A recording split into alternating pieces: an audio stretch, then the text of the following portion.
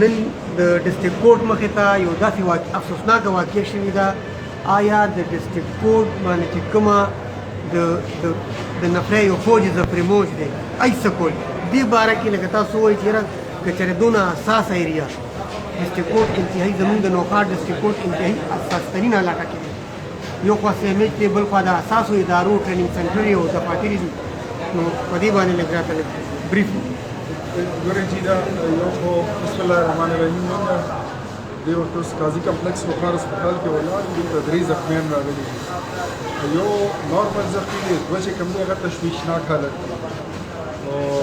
I appreciate the efforts of the doctors چې کوم administration دی هغه quick response ورکړي.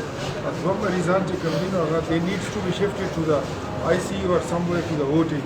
هغه quick operation or ICU response ورکړي. هغه وشلو او باقي کومه خبره چې دا حواله ده د law and order situation دی. نو I will definitely چې کوم نوښار DPO صاحب دی زه هغه سره اوس رابطه کوم چې د کچرو دپاره د ډسټرکټ کورټس دپاره آی روز دا واقعیت داسې کېږي د دې د مخنیوي دپاره موږ ته څه نوې سټراټیژي جوړول پکار دي چې کچرو ته یو سړی دومره ډېر اسره راوړي چې کلاشینکوف سره وکړي.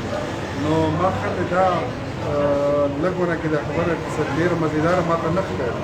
د دې دپاره خپله دا معاملات ریسټراټیجایز اوس او ریویو کول د دې ضرورت دی چې دا ریویو کړی شي چې بیا ایون بهر زما خو دا سوچ راغی چې بهر پارکینګ کې کوم ګاډي ولاړ دي د هغې هم سرچینګ پکار دی چې په هغې کې چا اصله خو نه دی چې دی دښمني لکه څوکۍ ټیک د دښمني په خپل ځای باندې خو کوټس ته راتلل او بیا یو بل ته په تاک کې کېناستېدل او بیا خلک ویشتل this is something very wrong. او زه علاقې مشرانو ته خصوصا بیا دا وایم چې داسې د دښمنۍ کوم کیسونه دي نو په هغې کې مخکې کېدل پکار دي د راضینامو او د روغې جوړې کوشش پکار دي.